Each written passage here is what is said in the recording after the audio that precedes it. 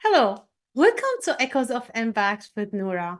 This is your host, Noura Almasri. Welcome to the show. Today, I'm really excited about this episode because we are going to highlight mothers. Mothers are, of course, are amazing, right? So we want to celebrate you as a mother, even if you do not have your own kids, even if you just taking care of kids around you, or maybe you're a teacher, maybe you are just taking care of the people around you in the workplace, like having that characteristic of a mother. You could be doing anything as a mother, even if you don't have a kids of your own. So I want to celebrate you. I have amazing guests for you today. We're going to hear a success story of an amazing mother. And also, we're going to talk to a health and wellness coach who's going to highlight few stuff that you can do to take care of yourself, to celebrate yourself. I want you to make sure, promise me to celebrate yourself because you deserve it. We want you to stay strong and celebrate and cherish yourself. All right. So I'm going to share with you a story of a mom who was a single mom, actually raised her kids on her own, two young kids. She had to leave a relationship with her husband when they were so young, and she was away from her country, very far away from where her actually family is, where her friend is, but she had to stay in the US because she wanted to keep custody of her kids. She wanted to actually take care of her kids. That mom, she started working full time because she wanted to take care of her kids, to make sure she keep the custody, to make sure she can provide for herself and for her kids. She actually started school and started a master degree program in order to actually have better job, and also to set an example for her kids so they can actually see how when they have a dream they can do it no matter what. So she kept at it, and now her kids are actually young adults. They graduated from school with their bachelor. One of her kids actually going already doing his master degree, and the other one just graduated from school and is actually getting a full-time job and thinking as well of completing a master degree later on in life. So they are very independent. They are um, doing awesome in life just because they see an example in front of their eyes. So we mother are actually very powerful. We have a lot of things we offer, set an example for our kids, both girls and boys, just with our action. It's better than actually just telling them what to do or not to do. We are everywhere, setting an example for our kids, for other coworkers, um, for everyone. So no matter where you are, having your own kids or not, I'm sure you are doing an amazing job. And actually, I am going to tell you who was that single mom I told you the story of. This was me. So I actually have been in the US since the 2000s, and this is my story. This was my story as a mother. And I am now your TV host. I have actually um, a master degree in business information technology. I have my own firm, and I'm just pursuing my dream. Even though my kids now are adults, they share their success with me. I shared my success with them. They help me, I help them. And then now it's amazing. It's amazing when you have actually your kids as your friend. So I want to celebrate myself. I want to celebrate my mom also. I want to say thank you for everything she did. My mom actually was a stay-home mom, but she is the one who glued the family together. And she always actually believe in us, me and my brothers, and also our kids. She's always cheering for all of us. She actually is the reason why we all pursue our dreams, and for our kids actually to stay on that path. Actually, I want to say thank you to her and to my late dad who passed away back in 2020. So parents are actually the pillar of our life.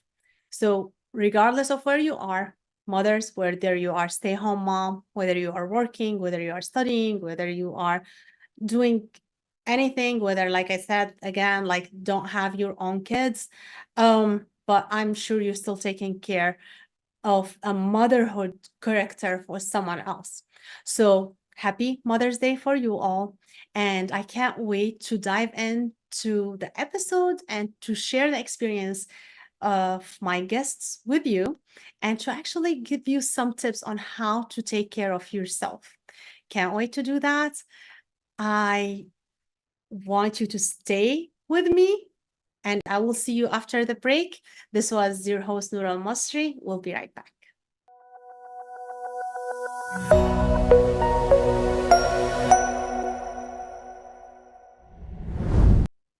Welcome back. This is your host, Noura Almasri, and this is Echoes of Impact. As we are covering Mother's Day celebration, I really thought it's going to be helpful to have someone, an amazing person who can give some tips about health and wellness. This is why I have my friend Dr. Maria. She is a health and wellness coach. And I'm gonna let her, as usual, introduce herself because, like, I like to have my guests introduce themselves as no one can tell you about them better than they do. So help me welcome Dr. Maria. Dr. Maria, thank you so much for joining me today. How are you doing? I'm doing great, Nora. Thank you so much for having me on the show. Of So, you asked me to say a little bit about myself. Well, I'm the founder of Innovations in Change, and this is a health and wellness coaching business. And what we're up to is we are helping people lead better lives or lives they love based on the principles of wellness. So, uh, mostly I'm working with people individually on the 10 dimensions of wellness, so whole person wellness, or I'm also offering a positive intelligence 6-week program that really helps you reduce stress. So I've been I've been a college professor for a long time, and I've also been in the wellness. So I just really want people to love their lives. That is awesome. And what actually got you into this business, the coaching for health and wellness? Well, it really started when I was in high school. This whole idea caring about wellness is I was given this book called I Dare You, and it was how to be a successful person in business. And it was written by the founder of Purina Foods, William Danforth. And he had 4 dimensions of how to live a great life. And it was physical, intellectual, social, and spiritual dimensions. Well, as I moved through my life and my career and education, I found out there were a lot more wellness dimensions. So that led me to working with the US Navy and helping their peak performance through leading a health and wellness class. And it was just really phenomenal. So, coinciding, I've been teaching college and I've had the opportunity to do a lot of wellness research. So now I am really dedicated to helping people be well. And I just love doing that. And that's kind of what's led me here. And I have a couple books on wellness related to a couple of topics. So I want people to be well during times of change. Nice. This is very important. And can you tell us a little bit about your books? What's the name of the books and how can people get those books? Oh, sure. Both of I have several books out on Amazon. One is specifically targeted toward the transition into retirement, and it's called Boomers Visions of the New Retirement. And that is a book that talks about what people need to know about living well in retirement. So, beyond the finances, I know that's your expertise. I'm not in that area. I'm telling you about all the other pieces. And that was my research. And then one of my other more common books that I talk about is called Navigating the Ride of Change, and it's a personal healing journey. And this, they're both available on Amazon. And that is a story of my recovery from a traumatic brain injury and how to deal with change in life and use wellness to deal with change. Awesome. Thank you for sharing that. So, as we are talking and focusing in this episode about mothers, mothers are mostly actually do not take care of themselves because they prioritize their family, their kids. Even if someone is not a mother, she like a woman would not have like her own children. She probably taking care of someone else, and like we as women tend to put ourselves last. So, what do you actually advise the mothers and women in general? So around Mother's Day, people want to be really important, think a little bit about their emotions around this time because they could have good memories or challenging memories, you know, and maybe their mother has passed on, or maybe they weren't able to have children. So it's important to pay attention to emotions at this time and be careful and cautious. One thing I like to recommend, though, is because women are always doing things for other people, is to think about how you can find rest during this time. And rest, not necessarily taking a nap, but perhaps maybe rest would be a physical rest, would be just taking a walk. That would be one way to still rest, but it's active rest. Or maybe you want to take a musical rest, and that would be where you're playing all your favorite songs that lift you up, or even just taking a look around, taking a look around at different ways to rest. Like one of the ways that I rest is I take photo walks. And Nice. so I just take my cell phone out, walk in certain areas, and photograph the beauty that I see. And so it's a way to kind of rest, but in an active way. So I think there's all different kinds of rest. Instead of just vegging out, a person can do active rest, maybe even art. So lots of ways to rest. This is amazing. This is a very unique, actually, view to get rest because, like you said, like people would you said rest, like they would think like go, take a nap, just sit, do nothing. And a lot of us, I know, like we feel like I'm useless this way. I don't want to do this. I'm not sleepy. I'm resting. And we think just because um we are not taking a nap, we're resting, or either we have to do something. But having that active rest, like you said, with something you like, really can actually bring us joy, and that could actually help more than just like taking a nap. This is a very unique view for this. I love that. Well, I so many times you think of rest and it's almost like let me binge my favorite show.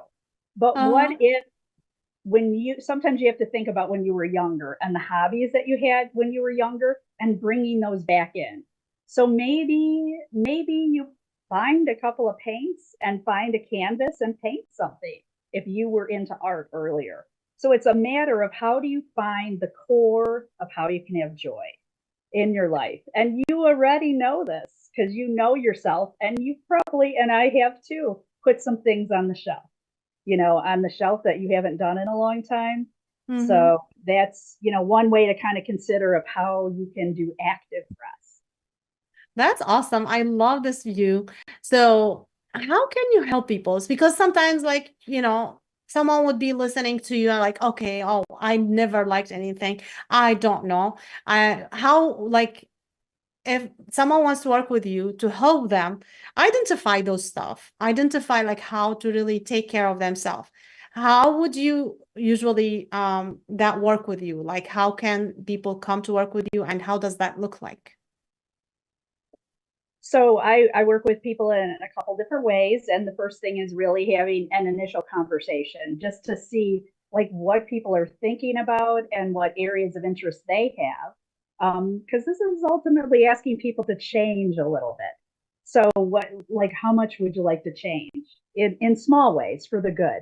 So I do have different assessments that people can take. Of course, there's one on the 10 dimensions of wellness, which opens up a whole bunch of different ways to think about wellness. So sometimes I recently was reading about the environment, and environment is a wellness factor. So I know for myself, I'm going to think about recycling more. So, but it depends, like drawing out of the person. So that's one way of looking at it through the wellness lens. The other one is looking through character strengths.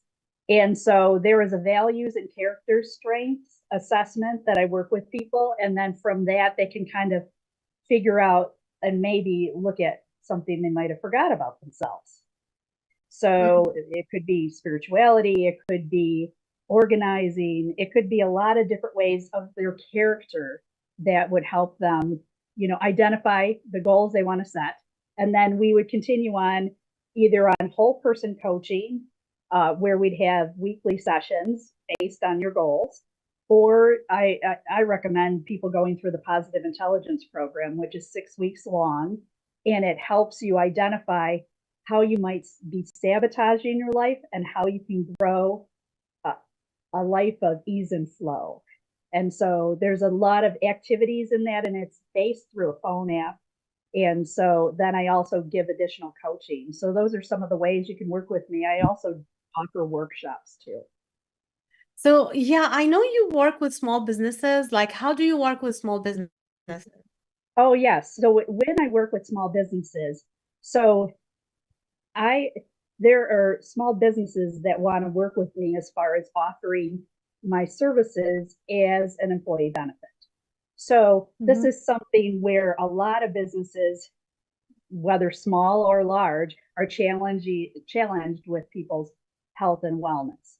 And so small businesses that I'm working with are choosing to offer this to their employees. Either they're, again, having individual coaching, they could be having a motivational workshop or talk, or they could all be participating in the positive intelligence program. So it's a nice benefit for employees, because I just read the American Psychological Association said that 3 out of 5 people are actually really stressed at work or overwhelmed at work. So it's a great benefit to work on wellness. Yeah, definitely. Like if you're not well, you cannot really perform at your best. So this is very important. And I know like a lot of people would be listening to us and saying, okay, I wish I can work with Dr. Maria, but how can I do that? I don't have enough financials like to support this. And how can they pay for your service if they don't have the financial resources right now? So one of the great things about the finances is that I'm a national board certified health and wellness coach. And so it's an emerging health field. And so if people can get a letter of necessity from their doctor, they can actually use their FSA or flex spending accounts or HSA, health savings accounts, to work with me. And then also it also is being approved for Medicare. So those are different ways that you could pay for my services, just fitting right in with health and being well. This is amazing. This is great that people can pay all different way, not just out of pocket. And I'm sure a lot of people can benefit from that. That not a lot of people know that, especially, when it comes to health and wellness, that's not a physician work. So this is very important. Thank you so much for sharing that. So how can people find you and work with you? Oh, yes. A great way to find me is to go to drmaria.com, and you can send an email through the system there at info@drmaria.com, and we can set up an initial assessment, and then we can take a look and figure out a time to meet and see what your goals are. So I would love to talk with people about improving their wellness, because everybody can look at different layers of wellness. Yes, awesome. Thank you so much, Dr. Maria. Thank you for being here with us. This is Echoes of Impact with Noura. We'll be right back.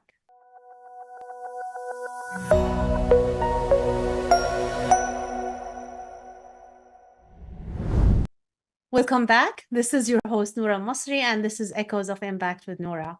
I'm really excited to have my friend, Hani Majeed. She is an attorney, and she's an awesome mom for three wonderful princess, I would say. I would love for you to hear from her as a success story, amazing success story, actually. And she has a lot of great things to share with you. Hani, thank you so much for joining me today. Welcome to the Thank show. you, Nora. Thank you, Nora. Thank you for having me. Of course. So usually have my guests introduce themselves a little bit for the audience because no one can introduce you as yourself. Like, what would you like the audience to know about you?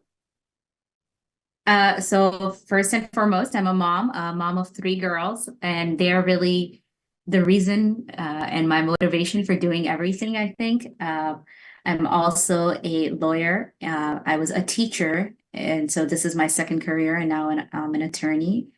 And I practice corporate and M&A law. So very different from teaching, but I get to apply the same skills that I did as a teacher, which are reading and writing closely. Um, and I like to travel. I actually took a break between teaching and going to law school and just travel schooled with my children, with all three of my girls. And we went to various places in Asia and Europe and South Africa and all sorts of fun places. So I use my teaching skills and kind of travel schooled with the kids in the middle. So I did that for a while, and then I went to law school and became an attorney. What do I do for fun? I am also I just love to dance in my car. That's really what I do. I don't really take myself very seriously. If you see me outside, you will hopefully not even recognize that I'm a lawyer. I do not wear a suit around or anything like that. I like to have fun with kids. I'm a Girl Scout mom, a Girl Scout volunteer, and I love to eat chocolate. I guess that's what I do. That's awesome. Actually, like you guys, if you know Hani personally, she's an amazing person to be around. And like she said, she's very fun. So I know, Hani, like you actually went to school while you had your girls, like where they were so young. So can you tell Yeah. us a little bit about your experience with that? Like how did you think you were gonna able to do it? Or the challenges that comes to you when you want to do that. Yeah, so I've always been the kind of person who enjoys school. So to me, school has never been a chore. It's been something that I love. So I actually got married pretty young, and I had my first child while I was still in my third year of undergrad of my bachelor's degree. So I was 20 when I had my first daughter, and I still finished up school on time. I did have a good support system. My mom was there, but I finished up school on time. I finished up magna cum laude.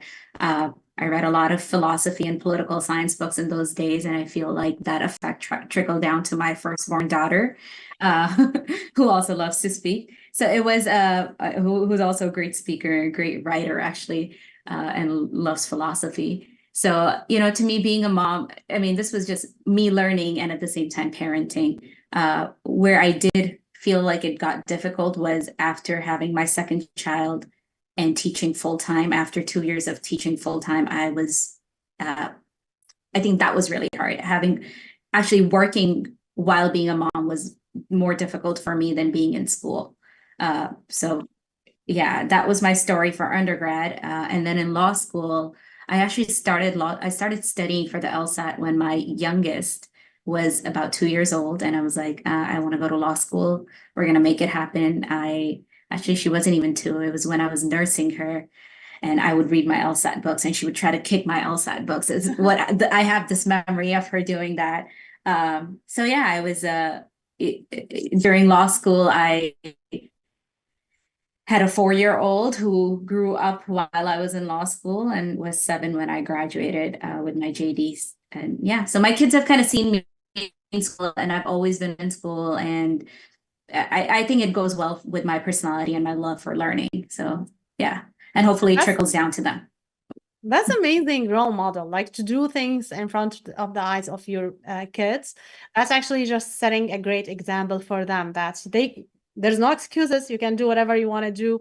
Like you have kids, you don't have kids, you can still do it. So this is amazing. And my belief is this is actually the best being a parent, actually to model that for the kids, because you can tell them anything forever, lecture them, but nothing is going to get to them as if they see you go through something, and that's the example they see, and they will, even if they say that we're not going to do that, well, they will find themselves doing the same thing because they just saw their parents doing that. I think that's very true. And I think that was really one of the reasons why I went back to law school, because I always wanted to go to law school. And I remember my daughter's, my oldest saying to me, she's like, Mama, you're deferring your dream. When are you going to go for it? And I was like, I don't know. I'm getting so old. Maybe I don't need to do it. And when I looked deeply into it and deeply into my own soul, I was like, no, I need to show these girls that it's possible, and to go after your dreams is something that every woman should do. Obviously, not everyone gets the opportunities that I did. So I did have a great support system, and just that mindset that I think generationally I have acquired through my parents and my mom. And, so there's a lot that goes into it, definitely. Yeah, no, this is amazing. You're doing great. Let me ask you, like you mentioned, it was difficult for you to actually work while you had young kids. It's more than just going to school with actually having good, young kids. So I know you're passionate about like accommodating for mom in the workplace. So what would you say about that? Yes. So personally, I found working while being a mother of young kids and not having that many resources, especially as a teacher where you're not paid enough, was very difficult. And that's really one of the reasons why I left the teaching profession. I would say so when I went to law school, I actually wrote an article on this in my health law journal, that workplaces really need to have accommodations for mothers. There needs to be flexibility. There needs to be nursing rooms, facilities that accommodate mothers to be mothers, to be productive, to be mothers and mothers at the same time. Because I think we live in a model, we still live in the model where it's expected that, the father goes and does all the work and someone has to stay home and take care of the kids. So unless you have grandparents around or some other great support system, that job falls on mothers. Until workplaces are able to provide flexibility. I think flexibility is a key. Until workplaces are able to provide flexibility, hybrid environments, whatever a mom needs, have that dialogue with a mother. What do you need? And we will provide that. Until workplaces are able to do that, we're not going to see that gender equity or gender equality in the workplace, which ultimately is detrimental to society. And, we can go into that later, but it's definitely detrimental to women and any kind of feminist movement.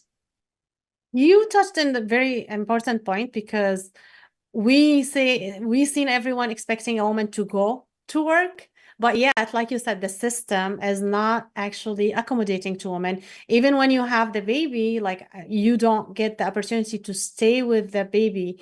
You get maybe 4 weeks and 6 weeks if you have a cesarean.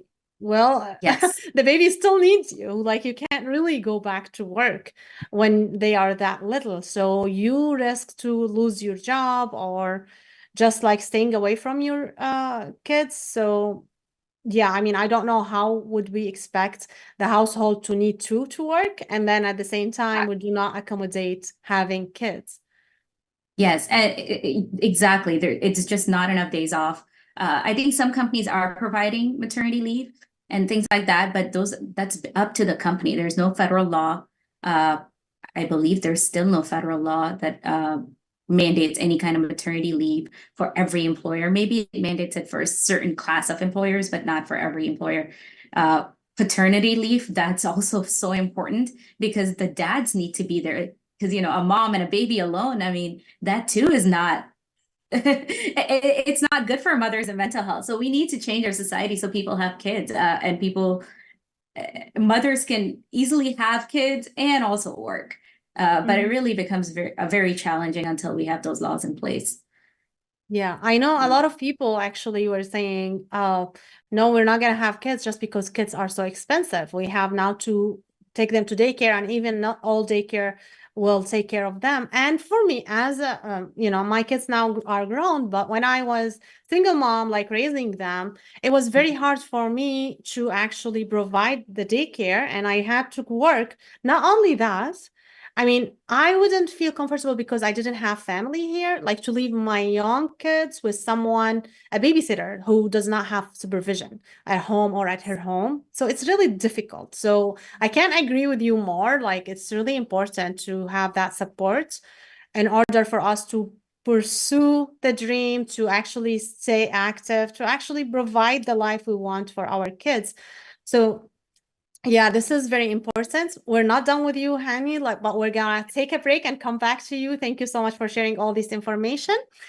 This is your host, Noura Almasri, and this is Echoes of Impact. We'll be right back.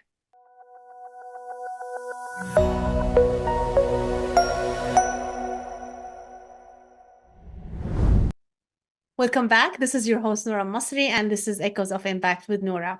We are back here with my friend, Hani. Welcome back, Hani. Thank you, Noura. Thank you. So now we want to talk about Girl Scout. You mentioned that actually you are a Girl Scout mom volunteer, and this is how we actually know each other. So I'd love to hear from you about Girl Scout. Why Girl Scout? Why did you decide to actually join that? So what was it, 10 years ago that we met through Girl Scouts? And now you have a daughter who's graduating college, and I have a junior in high school. It's crazy. Yeah. I think Girl Scouts moms definitely get to bond over motherhood and a shared purpose. Yeah. So if you remember, I was very new to the Naperville community, to the Illinois Naperville community, and I was looking for a place for my girls to be able to have a strong Muslim identity and also be able to have a very strong American identity. And I was looking for a program like that, and I couldn't really find anything like that in the Naperville community. So my daughter, who was already in Girl Scouts, was doing a lot of things with her school where they were having Easter parties and they were doing other things. And I was like, well, what if we had a Muslim Girl Scouts? There's so many values in those that mesh well with Islam. All sorts of these values, they're in these petals. I don't know if you remember, but as daisies, they're in these petals. And I was like, all of these things are really Islamic concepts. And I was like, we can really integrate the two and give our girls a program where they can enrich their Muslim American identity. So that was like my whole obsession with Girl Scouts. And what I did was I talked to a couple of moms, and we started Girl Scouts. And we started Girl Scouts at the mosque. It was, I think initially there were 6 of us, 6 or 7 moms who met. I don't know if you were there, Noura. I think you were one of the very first ones. I came later, right? Like in the same year. In the same year. Yeah. Okay. Yeah. And I think the first time we met, it was like 6 or 7 moms and like maybe 7 or 8 girls. And once we started spreading the news, our troop became as big as I think 50 girls within the first year. And I think now we have over 100 girls in our huge Islamic Center Naperville Girl Scouts troop. So it's just been, I think it's been a great program. I'm very passionate about it. We get to volunteer. We get to do like stream cleaning. We go to homeless shelters, Loaves and Fishes, which is like a food pantry. And the girls learn that, okay, this is part of Islam, and this is also part of being American. And these are the values that we want to embody. So as a mother, it's like a perfect program for me. And I love, love, love doing everything for Girl Scouts. Yeah, that's amazing. Because I remember like when I first was looking for something for a program when my daughter was in middle school. And, in middle school, they get, you want to do stuff all the time. And I actually was thinking, okay, I want to find something where I know where she is and also provide the leadership skills and everything. So when I went to the mosque and asked about the program, they told me about the Girl Scouts starting there. And when I spoke to the one of the moms, she told me, we don't have this age yet, but if you volunteer, we can started, I'm like, well, okay, let me do it. And this this is one of the best thing I have done. So yeah, this is very important for the girls. And how are your girls liking that now? So only the youngest one is actually the oldest did her senior award. So she's only working on her award right now, her gold award. But only the youngest one is really going to every meeting. I think it kind of with school and with everything else in high school, they start going to it less and less.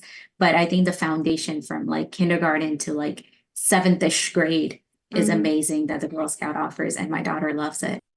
Like she is my youngest loves it. She's always looking for an opportunity where, we can do something with Girl Scouts. Even if it's like an activity that we're doing out of Girl Scouts, she's like, can I invite my Girl Scouts friend? Can we get a Girl Scout award for this? Like she's always thinking along those lines, because she's like, oh, if we're going to go to the zoo, we can learn about animals and we can do a project for animals and we can get a Girl Scout, award or whatever, our badge for it. So I love that. I love that she's able to think beyond just going for fun to a place, because Girl Scout adds a purpose to it. Yeah. No, that's awesome. So what does that do for your relationship as a mom with your girls? Like when you do the activities for Girl Scout together? That's a really good question. And I think that was another reason why I have continued being a leader despite law school and despite working and all sorts of other things. I think my girls really look up to me over the years. It's something that they feel proud of, that my mom is my Girl Scout leader. I'm sure you felt the same way from your daughter. Daughters definitely take some pride into that, and I think that builds a good connection and good relationship. And obviously we're able to spend so much time together when we're doing things like that. So it's quality time. Yeah, I love that quality time. People always debate, like, should the mother be working or should be staying home with their kids? And in my view, and you correct me if like tell me your view, but what I see, a lot of moms who don't want to do, well, not everyone, but a lot of them, like, they don't really spend quality time with their kids. They might be like going out with friends and just not taking care of the kids the way that you would expect a stay-home mom to. And of course, this is not all everyone, but a lot of moms, like, because they have more energy. Yeah, it's a lot of work to be stay-at-home mom, and it can be very draining actually, and draining more than having like a million things to do as a mom. So it's not actually like looking down of someone like not doing. No, it's not, because a mom is a mom, like, and you're doing a lot for your kids no matter what. But I feel that having something to do outside of the home is actually part of self-care for you as a mom. And also you are able to designate more quality time with your kids. That's how I see it. And maybe someone would disagree or agree with me. It's totally fine. But I'm interested to actually hear from you, Hani, since you tried both. Yeah, no, being a stay-at-home mom and working, I think it is definitely harder to do it as a working mom. For me, it was easier when I was staying home, because I just had more time to plan activities. But you're right, if it energizes you, I always say to people, do what energizes you. And maybe for my personality, at least, it definitely energizes me. And when I'm there, it's quality time, because I am my best self doing what energizes me. So I'm with my daughters, being my best self, spending time with them. It all just works out well for me. But you're right. Quantity is not as important as quality. So even if you have a few hours in a day, I would just advise moms, find what you're passionate about and then do it with your girls. For me, it's Girl Scouts. For someone else, it may be different. Like moms who enjoy sewing might want to take a sewing class with their girls or something else. But do what energizes you, do what you're passionate about, and let your girls see you in that state and share that passion with them. I think that's such a great like bonding experience.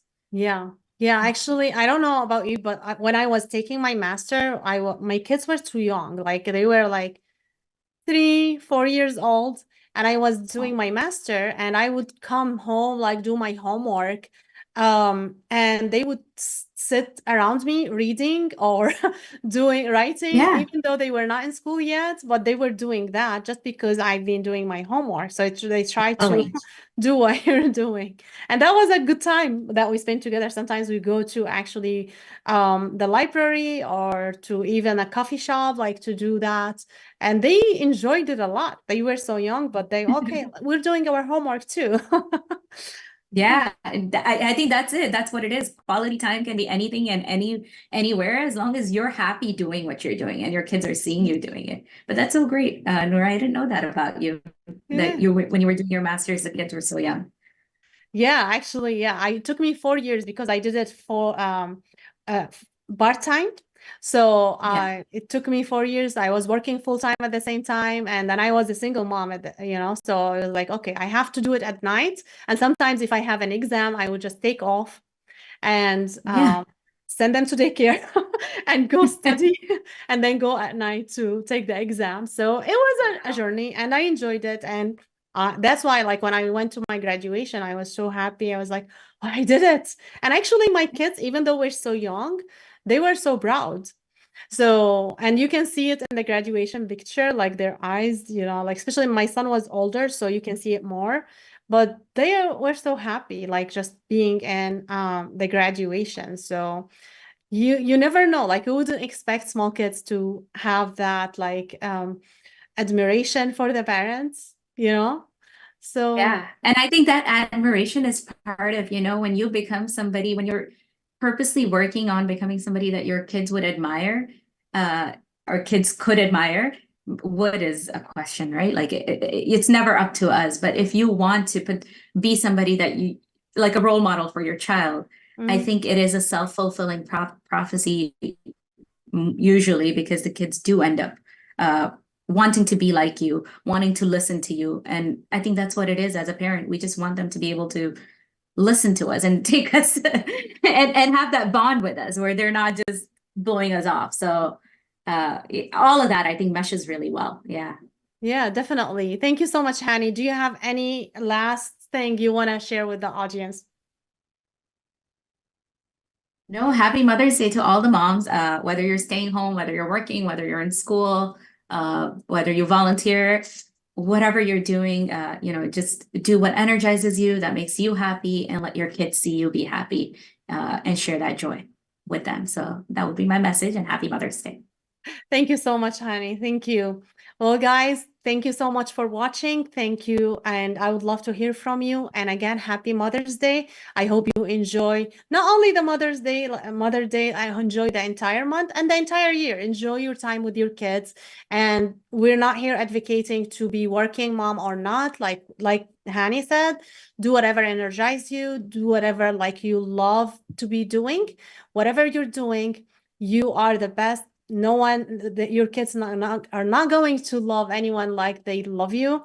And if you do not have your biological kids, you're still a mom. If you're not having I'm sure you have a niece, you have a nephew, you have someone, not even small kids, like you might be a mom for the people around you, like you're doing an action that as a mother, because we are women, like our mothers, regardless if we have a kids of our own or not. So happy Mother's Day for all of you guys. Enjoy your time. Make sure you take care of yourself, celebrate yourself. And this was your host, Noura Almasri, and this is Echoes of Impact. Until next time, keep making an impact. This has been a Now Media Networks feature presentation. All rights reserved.